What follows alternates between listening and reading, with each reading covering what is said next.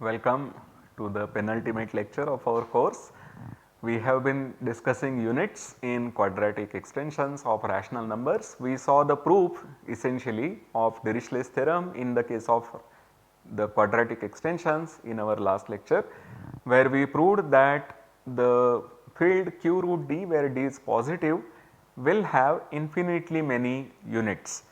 We are yet to of course prove the explicit structure of the group of units, which is what we intend to do today, and we also want to describe all these units using continued fractions for root d. Basically we are going to look at convergents of root d, and these convergents will give us the solutions to the famous Brahmagupta equation.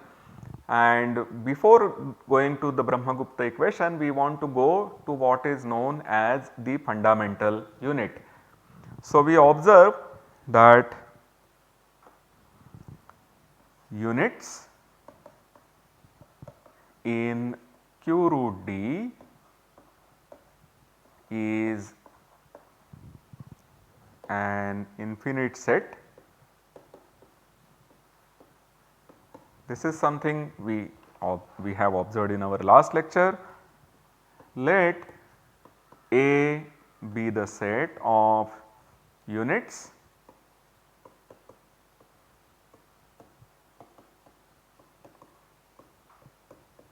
we consider those units which are bigger than 1. So, this is a set of units. Is it an empty set or is it a non-empty set? So, we observe that if you have units, the units will be either positive or negative. Since you have that 1 and minus 1 are always units, we call them the trivial units in q root d. So, whenever you start with any non-trivial unit, if that non-trivial unit is negative, you can multiply it by minus 1 and then you get a non-trivial unit which is positive. So, we have now a non-trivial positive unit. The only trivial positive unit is 1. Since our unit eta, which is now a positive unit, is non-trivial, eta cannot be 1.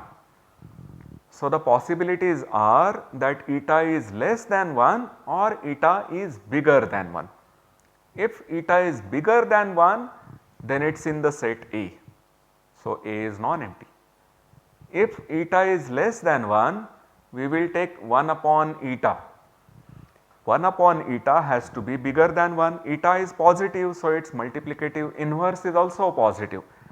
Remember, from the times of Brahmagupta we know that if you have a negative number and you multiply by that to a positive number, you will get a negative number.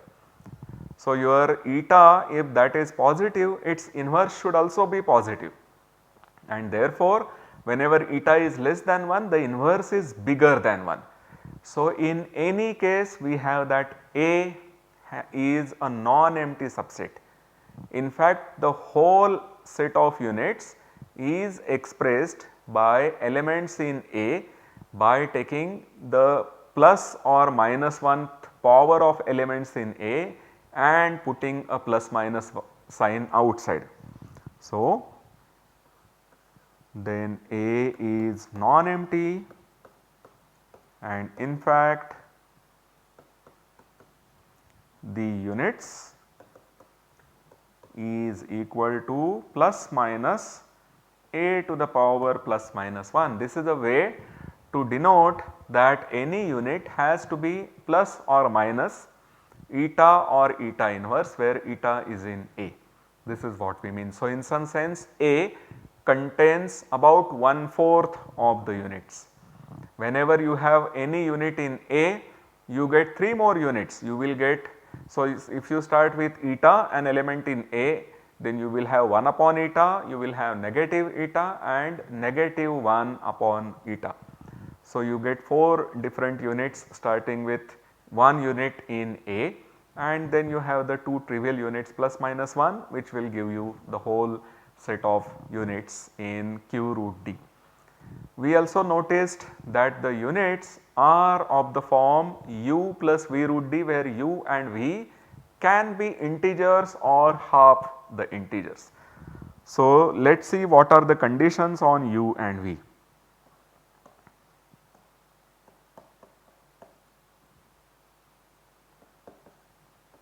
If this is of the form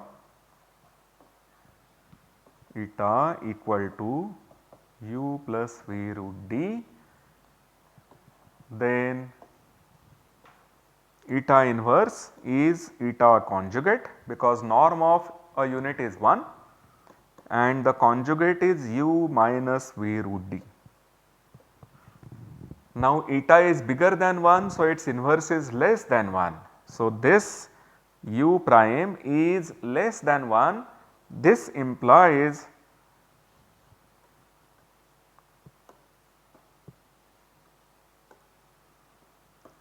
then v has to be a positive number. V cannot be 0, because if v is 0, the only integer unit is going to be plus minus 1, but we have something which is bigger than 1. So, v is non-zero, v could be either positive or negative, but here we have that u minus v root d is less than u plus v root d. So, cancelling u's, we get that minus v root d is less than v root d. So, v has to be positive. Now, v is positive, what about u? Is u positive or is u negative? If u is negative, then eta prime will be a negative number, because now our v is positive. So, negative v is a negative number, and if your u is also negative, then it tells you that you have eta prime to be a negative number, which is also not possible, because if you have something bigger than 1, it is a positive number, its inverse should also be positive. So, also u is bigger than 0. Can you have u equal to 0? What we could have here is that u is bigger than or equal to 0. If you have u equal to 0, your unit looks like v into root d, and to have v into root d multiplied by some element again into the algebraic integers, or you would have that the norm is equal to plus minus 1, that tells you that minus dv square is plus minus 1, and these can happen if your d is positive, then minus dv square can be negative, and so only for d equal to 1 you have a possibility of having a solution, but 1 is not considered a square free integer. We are not considering d equal to 1. So, therefore, u equal to 0 is not a possibility. So, what we have obtained is that if you take a unit eta in A, then its integral part. So, if you write it as u plus v root d, then u is positive and v is also positive. Moreover, we know that these u and v are integers or half the integers. So, once you start from 1 and u and v are both positive integers or half integers, you will start from 1 by 2 plus 1 by 2 root d, 1 by 2 plus 1 root d, 1 plus 1 by 2 root d, 1 plus root d, and then you will increase. But you have these finitely many possibilities for the smallest possible possibilities for u and v. Therefore, you have therefore, we can find the smallest element in capital A. It is important to note that just because you have a set of elements of the form u plus v root d where u and v are integers, does not mean that you will always find the smallest element in such a set. What we have is that the u and v are not just integers, not just half the integers, but they are both positive. So, since you have both of them positive, there is a smallest possible such unit, call that eta naught. Call the smallest element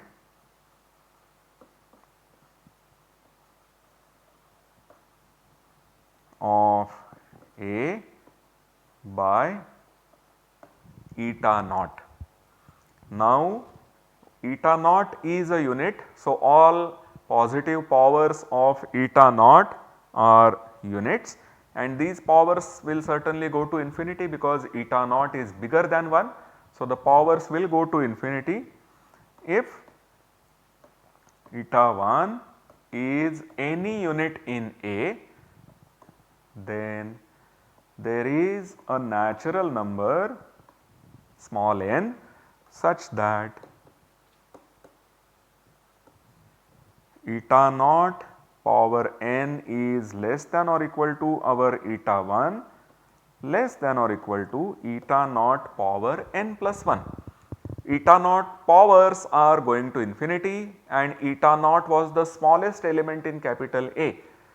So, there will be an n such that the powers of eta naught up to that n are less than or equal to the eta 1 that you have fixed, but the n plus 1 power and also the n plus 2 and so on will go beyond eta 1. So, we take that largest such integer. So, that we call that integer is called n. Okay.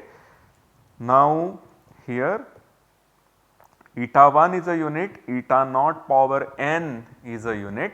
We can divide throughout by the eta naught power n. So, here we get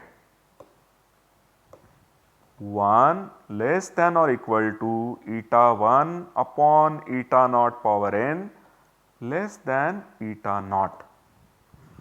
So, our eta 1 upon eta naught power n, remember eta 1 is a unit, eta naught is a unit. So, all powers of eta naught are units, then this is definitely a unit, and this unit is now sandwiched between the number 1 and eta naught.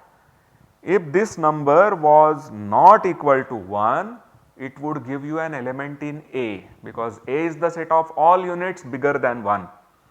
So, if this number was not equal to 1, we would get that this would then be in A, but it then cannot be less than eta naught. Eta naught was chosen to be the smallest element in A.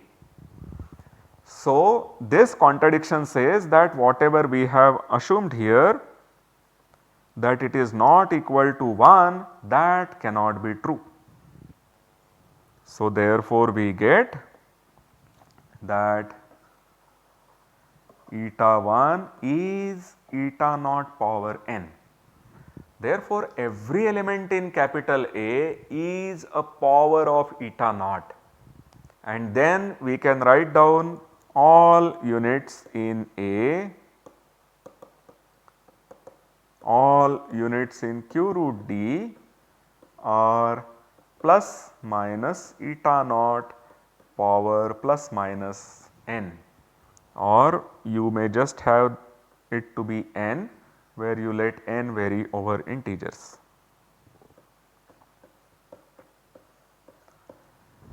This very special element is called the fundamental unit. It is the generator of the infinite cyclic group, which with plus or minus will give you the set of all units. So, this proves that the group of units is actually isomorphic to Z cross Z by 2Z. The plus part and the negative part, these correspond to the group Z by 2Z, and then eta naught is generating the infinite cyclic group. So, thus the units, thus this group is isomorphic to Z by 2Z cross integers. So, we have proved Dirichlet's theorem completely for the quadratic case, and we have also obtained the fundamental unit eta naught. Let us try to do an example. So, we have d equal to 2. We are looking at, remember we are looking at solutions to u square minus 2v square equal to plus or minus 1. The u and v are integers because our d is not congruent to 1 modulo 4. When d is congruent to 1 modulo 4, you have that the u and v can be half the integers, but here u and v are integers.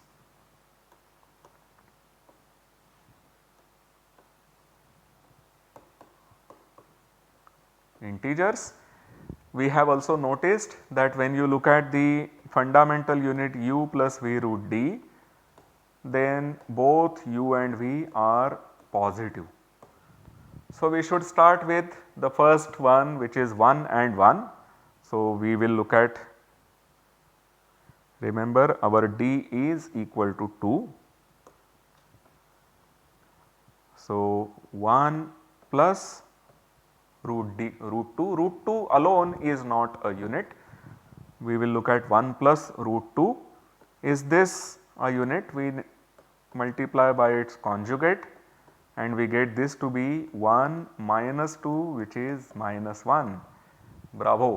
We obtained a unit, and this is clearly the smallest unit. If you have u and v to be integers which are positive, then u and v will be bigger than or equal to 1, and clearly the both u and v are positive. So, they will both have to be equal to bigger than or equal to 1. So, you get 1 plus root 2 to be the smallest element of the corresponding A.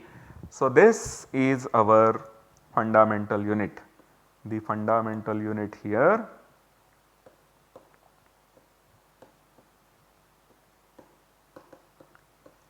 in q root 2 is 1 plus root 2. Its norm is minus 1. So, if you wanted to get something whose norm is plus 1, if you wanted to get a solution to the Brahmagupta equation, you have to now take the square of this 1 plus root 2. So, if you take the square of this, it will be 1 square plus root 2 square. So, you get 3 plus 2 times root 2. This gives solution to u square minus 2v square equal to 1. Here we had that this was a solution to u square minus 2v square equal to minus 1, but now we have a solution to u square minus 2v square equal to 1. 3 square is 9, 2 square is 4, 2 times 2 square is 8, and 9 minus 8 is 1. So, this is how for the simplest case we have found the solution, but what now we want to do is to find the solution in the general case. So, we are going to start with d to be a positive square free integer, and we are going to write down the solutions to the Brahmagupta equation u square minus dv square equal to 1. So, we consider such a solution eta bigger than 1 for x square minus dy square equal to 1. Then this eta will be of the form u plus v root d, where both u and v are positive. This is something that we have already seen. Such an eta is going to be in the set capital A that we had defined earlier. So, here both u and v are clearly positive. Moreover, u by v is going to be a convergent to root d. So, let us see how this comes about.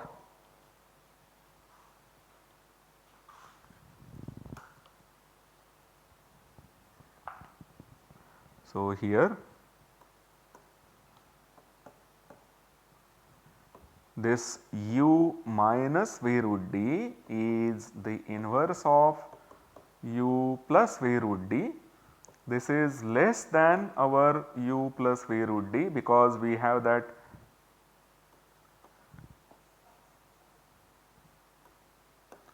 this is less than u plus v root d because we have the number 1 sandwiched between these two numbers. This is less than 1 and this is bigger than 1. So, we have that u minus v root d is less than u plus v root d, and of course we have that this is a positive number. So, that tells you that u has to be bigger than v root d, and putting that here we get that u minus v root d has to be less than 1 upon 2 v root d. Since u is bigger than v root d, u plus v root d is bigger than 2 times v root d, and so the reciprocal is less than 1 upon 2 v root d. Now we just take the product of these two numbers. So, mod u plus v root d into u minus v root d, this is less than u plus v root d, which is less than 2 times u.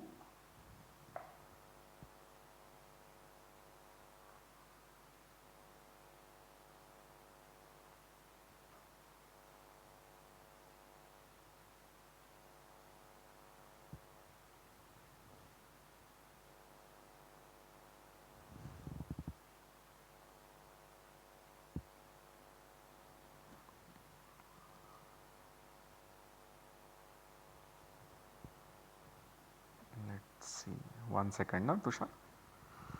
So, u plus v root d is less than 2 times u into 1 upon 2 times v root d,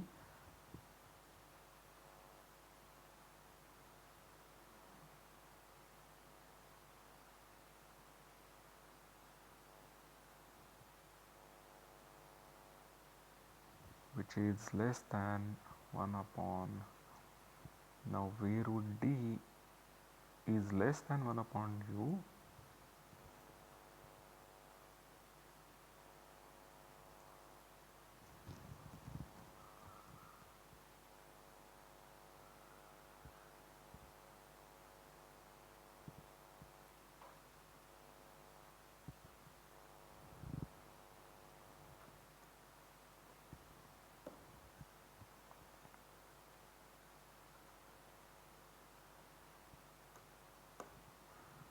So, mod root d minus u by v, which is 1 upon v mod u minus v root d, this is now less than 1 upon 2 v square root d, which is less than 1 upon 2 v square because root, yeah, okay. So, I will begin once again.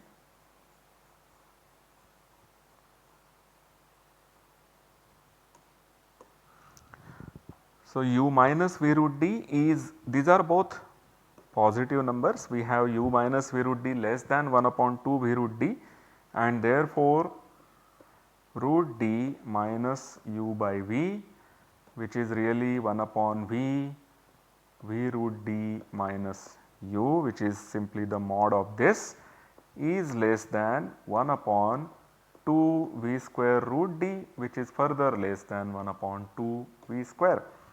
So, this u by v is a rational number which is trying to approximate root d in a way better than the convergence would do. We know that the convergence would approximate root d in a good way.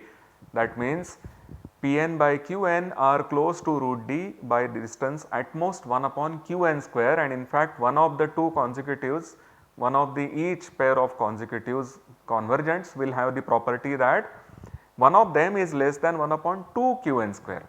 And then we saw the proof that if anything tries to do better than convergence, then that has no other option but to be a convergent. So, here we see that this u upon v is trying to approximate root d in a way better than the convergence, and therefore, u by v is a convergent.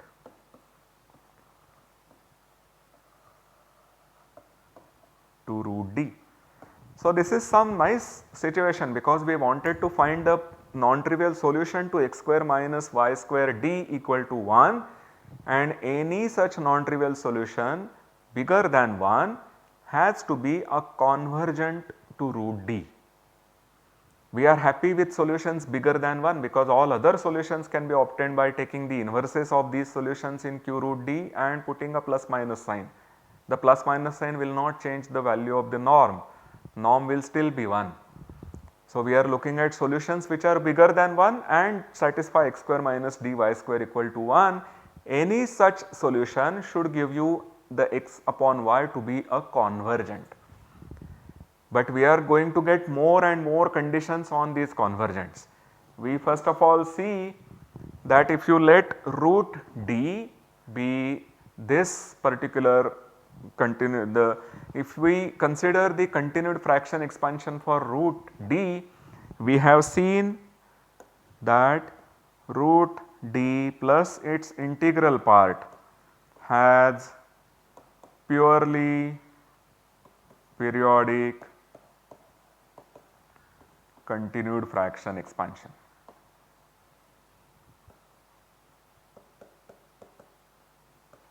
This is a result that we have seen, which means that the continued fraction expansion for root d, which will change from the continued fraction expansion of root d plus integral part of root d only in the first place, because you are adding or subtracting an integer.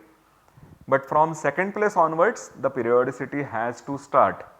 So, you have that the continued fraction expansion will look like a1, a2, am, where m is your period of the expansion.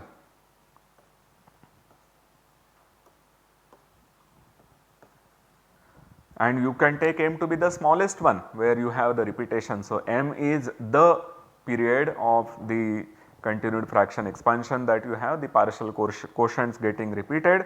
So, from first step onwards, we should have that these continued fraction expansion partial quotients start repeating. So, you will have a1, a2, am, then again a1 and so on up to am, then again a1 and so on up to am.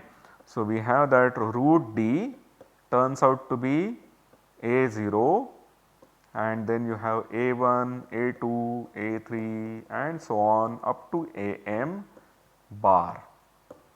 This is the continued fraction expansion for any root d, and of course, we know how to compute the partial quotients, the complete quotients and the convergents.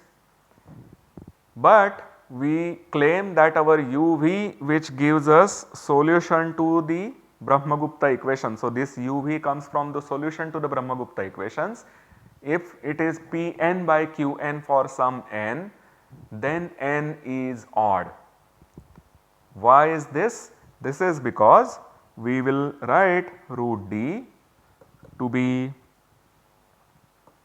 Pn theta n plus 1 plus Pn minus 1 upon Qn theta n plus 1 plus Qn minus 1. This is a formula which we have already derived. Here thetas are the complete quotients, and now we look at Qn root d minus Pn.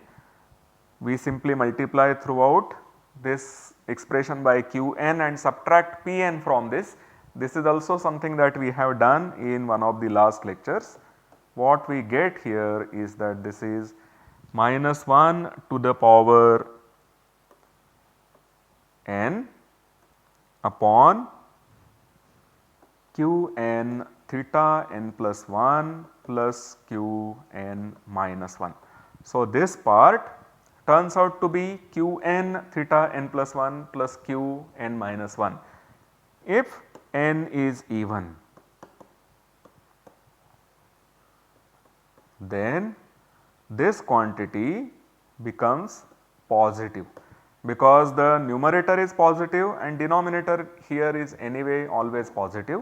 So, this turns out to be positive, and then we get that Pn minus Qn root d is negative, but that cannot happen because our Pn plus Qn root d, remember Pn and Qn are u by v, this is u by plus v root d, this is a positive number and its inverse then cannot be a negative number. So, if u upon v is Pn by Qn for some n, then n has to be odd.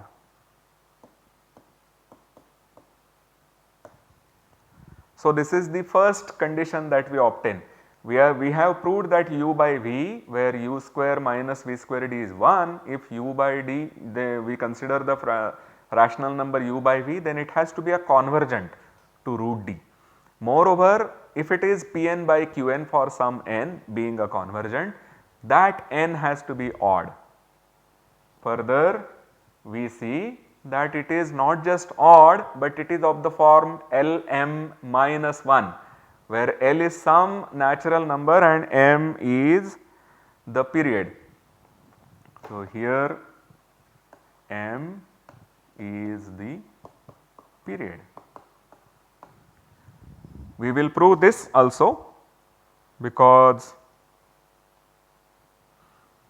recall once again that we have root d to be Pn theta n plus 1 plus Pn minus 1 upon Qn theta n plus 1 plus Qn minus 1.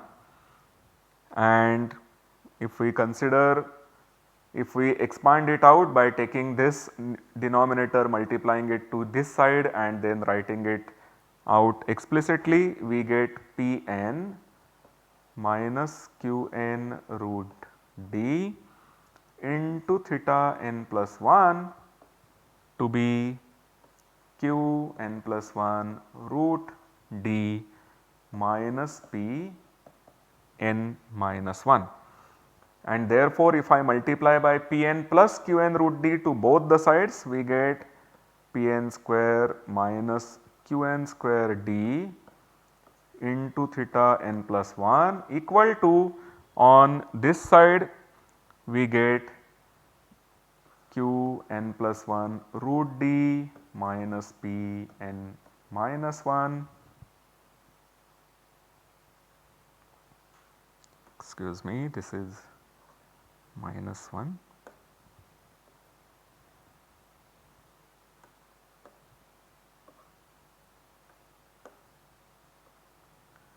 into Pn plus Qn root d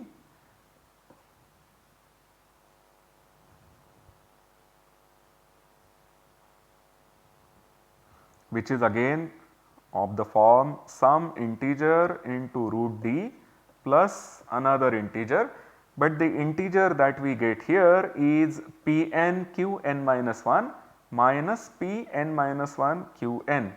So, this is minus 1 to the power n minus 1. We have already seen that n is odd. So, we get that this is root d plus c. Moreover, this is equal to 1. So, we get that this is theta n plus 1. So, theta n plus 1 is root d plus an integer, but we already have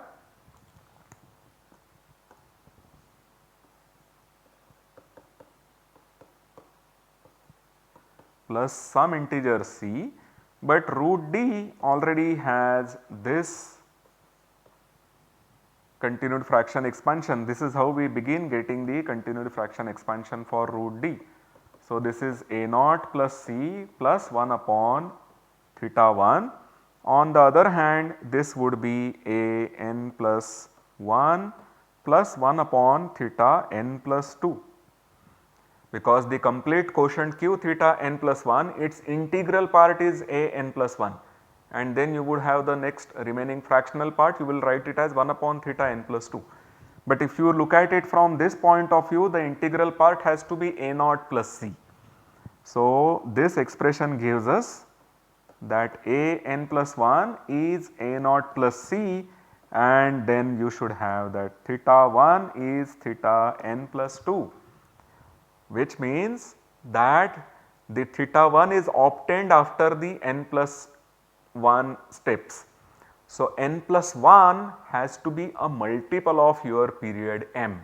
You remember, m was chosen to be the smallest possible such number where you get periodicity. So, n minus 1 is a multiple of m,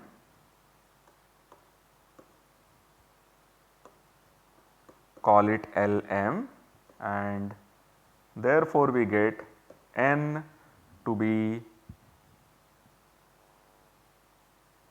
n plus 1.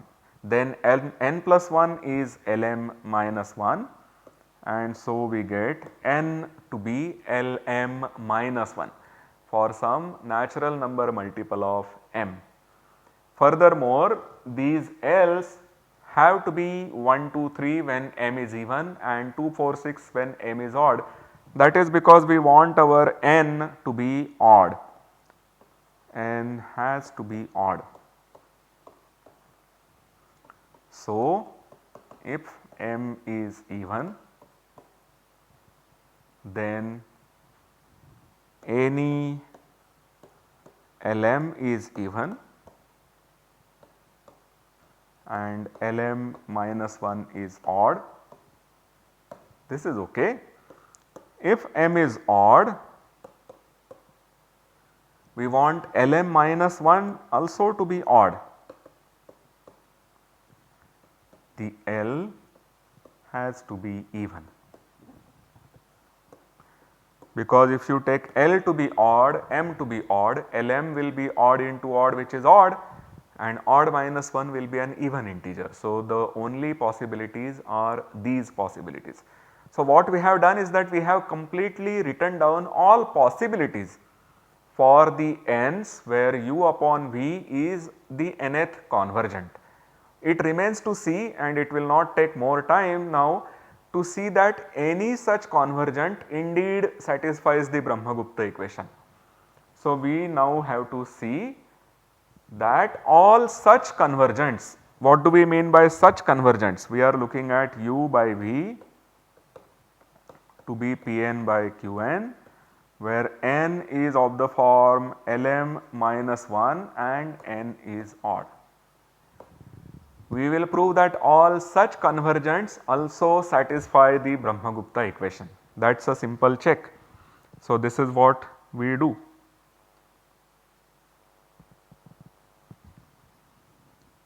So, we have this n, and of course, then theta 1 is theta n plus 2, because n is Lm minus 1, n plus 1 is Lm.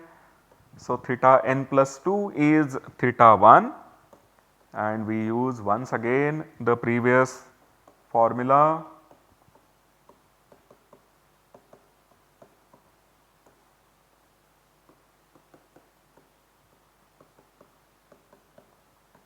And use this to write it as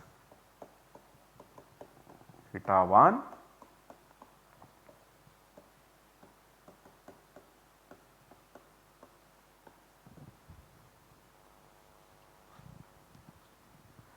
but we have that root d is a naught plus 1 upon theta 1. So, theta 1 is 1 upon root d minus a naught. We put this formula in this equation for the theta 1s, we would get some equation for root d, and separating out we get finally that Pn is Qn plus 1 minus a naught Qn, and Pn plus 1 minus a naught Pn is Qn into d. So, when you expand this out, this particular equation, by putting theta 1 equal to 1 upon root d minus a naught, we get two sides where you have some multiple of root d plus an integer equal to some another multiple of root d plus another integer, and then these multiples of root d will have to be same, and the integers then also will have to be the same. So, therefore, we get these two particular equations. We try to eliminate the a0 from these equations. So, you can eliminate a0 by multiplying this equation by Pn and multiplying this equation by Qn, but let us say with a negative sign. So, if you do that, we get here Pn into Pn, we get Pn square Pn into Pn, and to this side we are going to multiply by minus Qn. So, minus Qn square d, this is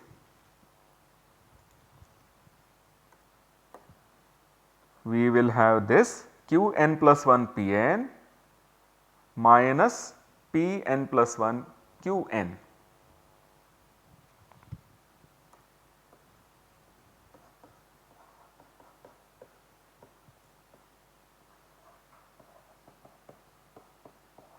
Which we know is minus 1 to the power n plus 1, but n is odd and therefore n plus 1 is even, and so we get that this is equal to 1. So, indeed Pn and Qn does satisfy the Brahmagupta equation.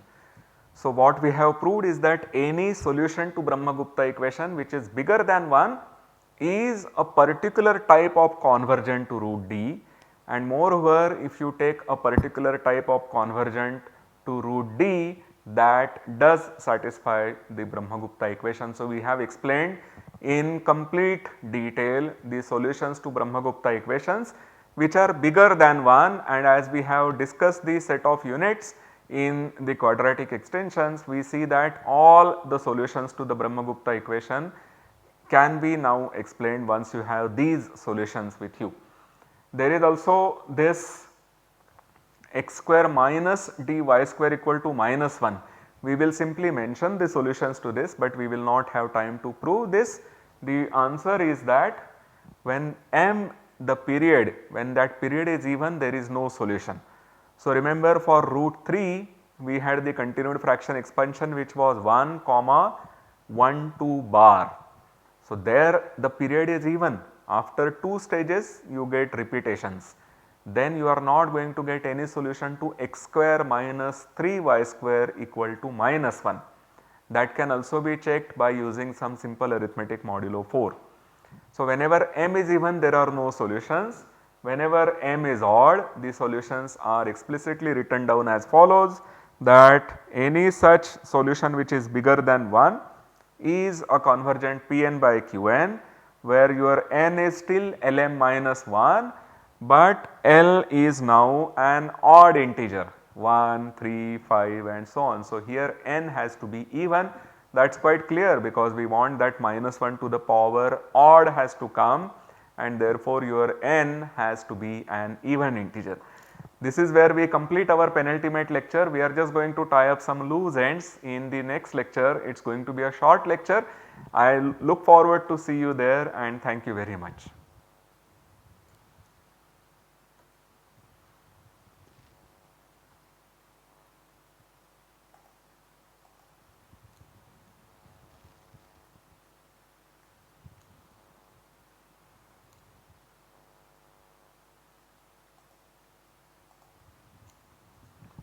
We get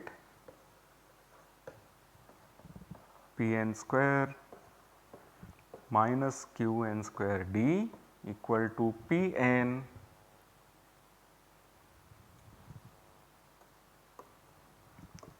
Qn plus 1 minus Pn plus 1 Qn, which is nothing but minus 1 to the power n plus 1, and which is 1 because n is odd. So, we get that Pn and Qn satisfies the Brahmagupta equation.